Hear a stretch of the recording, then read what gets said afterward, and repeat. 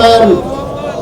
সাবেক তিনবারের প্রধানমন্ত্রী ও বিএনপির চেয়ারপারসন বেগম খালেদা জিয়ার গায়েবানা জানাজায় অংশ নিতে চট্টগ্রামের জমিয়তুল ফালা জামে মসজিদে নেতাকর্মী থেকে শুরু করে সাধারণ মানুষের ঢল নামে।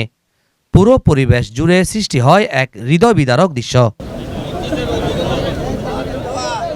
বিভিন্ন সমস্যার কারণে যারা ঢাকায় গিয়ে জানাজায় অংশ নিতে পারেননি, তারা চট্টগ্রামে অনুষ্ঠিত গায়েবানা জানাজায় অংশ নেন। ঢাকায় জানাজা শেষ হওয়ার পরপরই গায়েবানা জানাজা শুরু হয়। পরে দোয়া ও মোনাজাতে বেগম জিয়ার মাগফিরাত কামনা করে দোয়া করা হয়। এ সময় বিএনপি নেতাকর্মীরা বেগম খালেদা জিয়ার রুহের মাগফিরাত কামনায় দোয়া করেন এবং তার রাজনৈতিক জীবনের স্মৃতিচারণ করতে গিয়ে অনেকেই কান্নায় ভেঙে পড়েন। কাজী নজরুল ইসলামের উক্তিটি মনে পড়ে গেল, এমন জীবন তুমি করিবে গঠন, মরিলে কাঁদিবে ভুবন। মানে আজকে সেই উক্তিটি বেশি করে মনে পড়ে গেল আর কি। তো এখন আসলে তিনি ছিলেন একজন অবিসংবাদিত এবং ফসির নেত্রী। তার এই বিদায়টা হয়তো অপূরণীয় ক্ষতি, ঠিক আছে, এই ক্ষতি আমরা কাটিয়ে উঠতে পারবো কিনা জানি না। আপসের নেত্রী, যিনি জীবনে কোনো কিছুতে আপোষ করেন নাই। আমাদের বাংলাদেশে 18 কোটি মানুষ আজকে যার জন্য কান্না করতেছে, সারা বিশ্ব যার জন্য কান্না করতেছে। আমাদের দেশ নেত্রী সেই খালেদা জিয়ার আজকে শেষ বিদায় উপলক্ষে আমরা এখানে জানাজায় অংশগ্রহণ করেছি।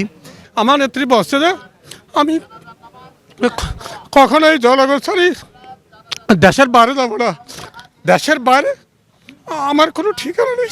আমরা যারা ঢাকায় যাইতে পারি নাই বিভিন্ন কারণে, তারা আমরা জমিয়তুল ফালা জামে মসজিদ, বিশ্ব মসজিদ, অর্থাৎ বিশ্ব মসজিদের সামনে আমরা জানাজা পড়ার জন্য আমরা একত্রিত হয়েছি। গণতন্ত্রের মা, আমাদের মা, আমাদেরকে ছেড়ে আল্লাহর রাস্তা চলে গেছে, আল্লাহর কাছে চলে গেছে। সেটার জন্য আল্লাহর কাছে প্রার্থনা করি ওনাকে যে জান্নাতুল ফেরদৌস দান করে।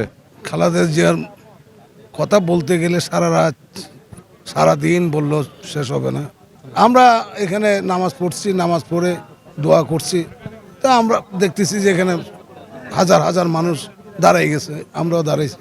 তিনবারের প্রয়াত প্রধানমন্ত্রী, সেই হিসেবে আবেগের বশবর্তী হয়ে এখানে মুসল্লিরা জানাজার নামাজ আদায় করার জন্য দাঁড়িয়ে আছে। বেগম খালেদা জিয়া শুধু একজন আপসহীন নেত্রী নন, তিনি ছিলেন দেশের মানুষের হৃদয়ের নেত্রী।